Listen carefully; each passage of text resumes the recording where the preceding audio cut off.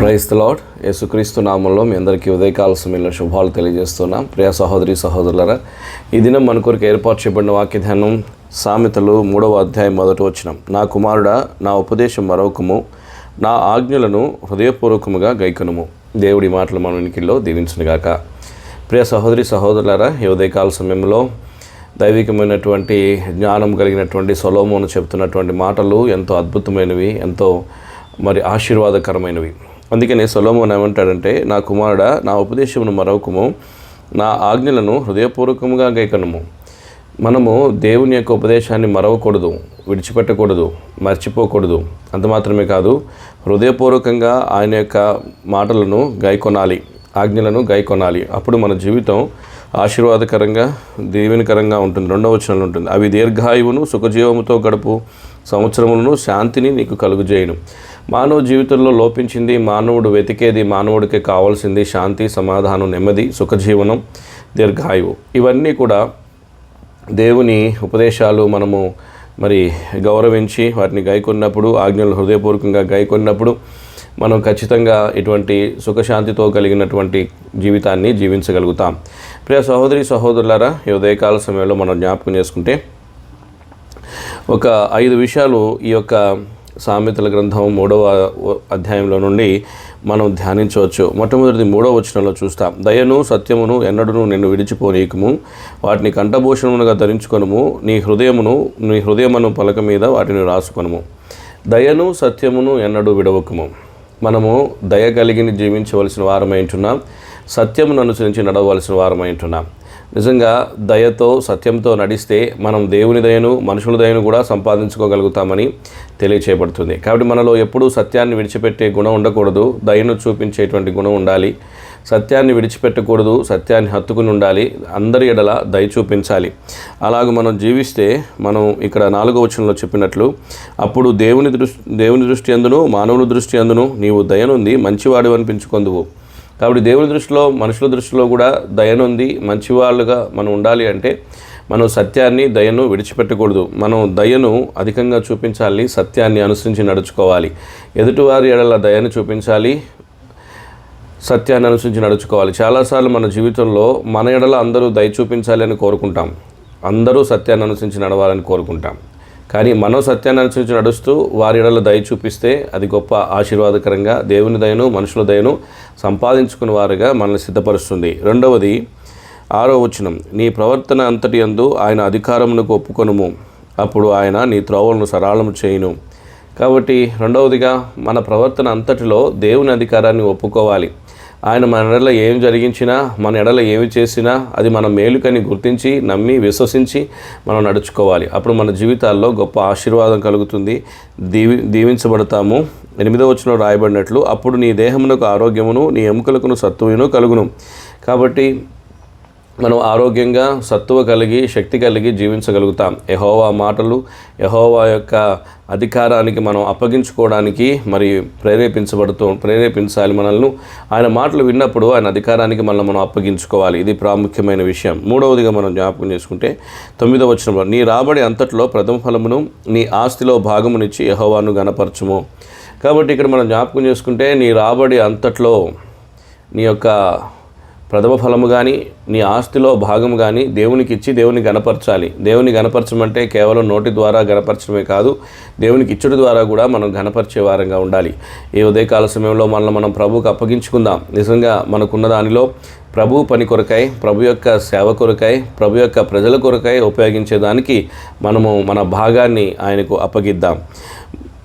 ఇది 3వది. దాని ద్వారా మనకేం జరుగుతుంది? మన కొట్లలో ధాన్యం సమృద్ధిగా ఉంటుంది, మన గానుగుల్లో కొత్త రాక్షసం పైకి పొంగి పారులుతుంది.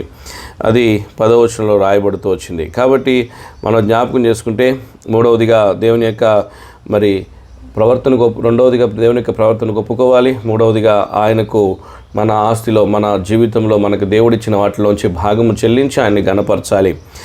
4వదిగా మనం చూస్తే 11వ వచనం, ఇది చాలా ప్రాముఖ్యమైన విషయం. నా కుమారుడా, యెహోవా శిక్షను తృణీకరింపవద్దు, ఆయన గద్దింపునకు విసుగవద్దు. 12వ వచనం, తండ్రి తనకు ఇష్టడైన కుమారుని గద్దించు రీతిగా యెహోవా తాను ప్రేమించు వారందరినీ గద్దించును. కాబట్టి దేవుని యొక్క గద్దింపును శిక్షను త్రోసివేయొద్దు. దాని ద్వారా మనకెంతో మేలు ఆశీర్వాదం. మనము దాని ద్వారా మరి సరిచేయబడతాం, దీవించబడతాం, ఆశీర్వదించబడతాం, పరలోక రాజ్యానికి సిద్ధపడతాం. ఆయన శిక్షకు మనం లోబడాలి. ఇవే జ్ఞానం. మనం జ్ఞానం కలిగి ఉండటం అంటే ఏంటో తెలుసా? దయను సత్యాన్ని విడిచిపెట్టకుండా ఉండడం. మనం జ్ఞానం కలిగి ఉండడం అంటే ఏంటో తెలుసా? దేవుని యొక్క అధికారానికి మనం ఒప్పుకోవడం. మనం జ్ఞానం కలిగి ఉండటం అంటే ఏంటో తెలుసా? మనకు దేవుడు అనుగ్రహించిన వాటిలో భాగాన్ని దేవుని పని కొరకై చెల్లించడం. మన జ్ఞానం ఏంటో తెలుసా? యెహోవా శిక్షను తృణీకరించకుండా లోబడి ఆ శిక్షకు మనల్ని మనం అప్పగించుకోవడం. 5వదిగా మనం జ్ఞాపకం చేసుకుంటాం. ఇంకా అనేకమైన విషయాలు ఈ అధ్యాయంలో ఉన్నాయి, మీరు చదవండి. మరి జ్ఞానాన్ని సంపాదించుకుంటే ఎంత ఆశీర్వాదం ఉంది, ఈ జ్ఞానాన్ని మనం కూడగట్టుకోవడం ద్వారా ఎంత ఘనత ఉంది అనే విషయాలన్నీ కూడా ఇక్కడ రాయబడుతుంది. జ్ఞానం అంటే ఏదో భూమిని, ఆకాశాన్ని, చంద్ర నక్షత్రాదులను, మరి లేకపోతే సూర్యుడిని, లేకపోతే గ్రహాలను తెలుసుకోవడం కాదు. వీటన్నిటిని సృష్టించిన సృష్టికర్తను తెలుసుకోవడం నిజమైన జ్ఞానం. మనం నిజమైన జ్ఞానం సంపాదించుకోవాలంటే మన సృష్టికర్తను మనం తెలుసుకోవాలి. ఈ జ్ఞానం లేకుండా ఈ సృష్టిని ఎంత జ్ఞానంగా మనం తెలుసుకున్నా ఆ జ్ఞానం వ్యర్థమే. ఈ సృష్టి అంతటిని సృష్టించిన సృష్టికర్తను కూర్చిన జ్ఞానమే మనకు ఆధారం, ప్రాముఖ్యం. కాబట్టి ఈ విషయాలు మనం జ్ఞాపకం చేసుకోవాలి.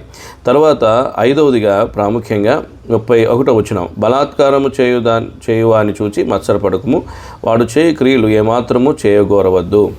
కాబట్టి ఇక్కడ మనం జ్ఞాపకం చేసుకోవాలి. బలాత్కారం చేసేవాళ్ళు, చెడు చేసేవాళ్ళు మరి భౌతికంగా దీవించబడుతున్నారు కదా, వారికి ఏ అడ్డు ఆటంకం లేకుండా హ్యాపీగా బతుకుతున్నారు కదా, వాళ్ళు ఇష్టం వచ్చినట్లు వాళ్ళు జీవించగలుగుతున్నారు, ఎవరు వారిని ఏం అనట్లేదు కదా, ఎవరు అనలేకపోతున్నారు కదా అని వారిని చూసి మత్సరపడొద్దు.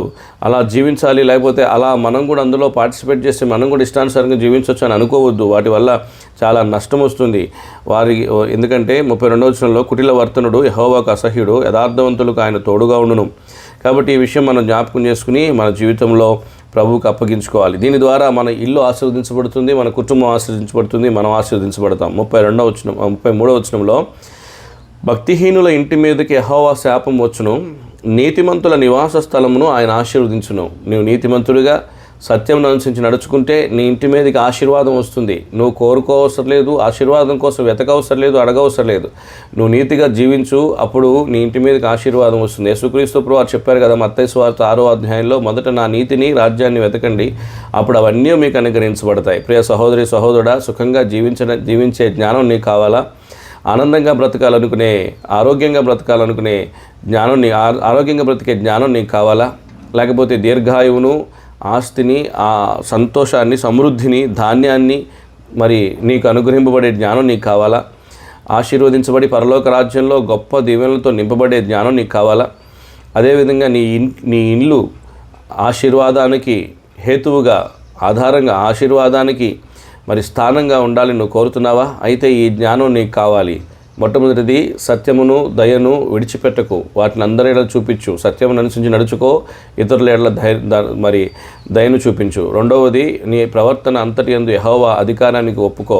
3వది, మరి నీకు దేవుడు అనుగ్రహించిన దానిలో ఆయనకు భాగమును చెల్లించి ఆయన్ని ఘనపరచు. ఆయన ఘనపరిచే జీవితంలో కలిగి ఉండాలి. 4వది, ఆయన శిక్షకు లోబడు, తృణీకరించొద్దు. ఆయన శిక్షిస్తున్నాడు అంటే మనల్ని ఆశీర్వదించడానికి, మనకేదో గొప్ప పని కొరకై మనకు శిక్షణ ఇస్తున్నాడు అని అర్థం. 5వది, బలాత్కారులతో నువ్వు చేయి కలపవద్దు, వారిలాగా జీవించాలని కోరుకోవద్దు. దాని ద్వారా నీ ఇంటి మీదకి, నీతిని అనుసరించి నడుచుడు ద్వారా నీ ఇంటి మీదకి ఆశీర్వాదం వస్తుంది. భక్తిహీనుల ఇంటి మీదకి యెహోవా శాపం వస్తుంది. నీ ఇంటి మీద శాపం తొలగించబడి ఆశీర్వాదం రావాలంటే ప్రభువుకు అప్పగించుకో. దేవుడి మాటలు మనం ఎన్నికల్లో దీవించునుగాక. ఈ జ్ఞానం మనుషులకు అవసరం. ఈ జ్ఞానం లేకే మనుషులు ఇంకెంతో జ్ఞానాన్ని లోకంలో సంపాదించుకుని నష్టపోతున్నారు, బాధలతో బతుకుతున్నారు, కష్టంతో బతుకుతున్నారు. కానీ ఈ జ్ఞానం ఉన్నవారు ఎంతో సంతోషంగా, సుఖశాంతులతో, సమాధానంగా బ్రతకగలుగుతారు. వారి ఇంటి మీద ఆశీర్వాదం ఎల్లప్పుడూ నిలిచి ఉంటుంది. దేవుడు అలా మనందరినీ సిద్ధపరచునుగాక. దైవికమైన జ్ఞానంతో దేవుడు మనల్ని నింపునుగాక. ప్రార్థన. మహాకృపైన తండ్రి, మహోన్నతుడైన దేవ, ఉదయకాల సమయంలో మాతో మాట్లాడుతూ వచ్చిన మాటలకే నీకు స్తోత్రాలు. నీ వాక్యానుసారంగా జీవించే జీవితం మాకు అనుగ్రహించండి. వింటున్న ప్రతి ఒక్కరిని జ్ఞాపకం చేసుకుని ఈ దినం వారు చేసే పనుల్లో విజయం అనుగ్రహించండి. ఈ పరిచర్య నీటిగట్టి ఫలింపజేసి అనేక మందికి ఆశీర్వాదకరంగా దీవెనకరంగా విస్తరింపజేస్తున్నామని ప్రార్థన చేస్తున్నాం. దయల తండ్రి, కామెంట్స్ రూపంలో ప్రార్థన విన్నపాలు తెలియజేస్తున్న వారి కొరకే ప్రత్యేకంగా ప్రార్థన చేస్తున్నాం. సహాయం చేయండి. ప్రతి ఒక్కరి అవసరత అక్రత తీర్చండి. నీ నామమును మహింపరచుకోండి. మా ప్రభువా, కుటుంబాలను రక్షించండి. నీ కొందనములు, స్తుతులు, స్తోత్రములు తెలియజేసుకుంటూ ఈ పరిచర్ని మీ చేతులకు అప్పగించుకుంటూ మీ శిరసత్వం కోరుకుంటూ ఈ దినం మా ప్రభు తండ్రి పరిచర్లన్నింటిలో బలపరిచి మమ్మల్ని అందరినీ వాడుకుంటూ రమ్మని మా ఇళ్ల మీద, వింటున్న వారి ఇంటి మీద నీ యొక్క ఆశీర్వాదం నిలిచి ఉన్నట్లు ఆజ్ఞాపించమని యేసుక్రీస్తు ప్రభువారి శ్రేష్టమైన శ్లాఘనీయమైన సార్వభౌమాధికారం కలిగిన నామంలో అడిగి వేడి ప్రార్థిస్తున్నాం తండ్రి. ఆమేన్. Praise the Lord. దేవుడు మిమ్మల్ని దీవించునుగాక.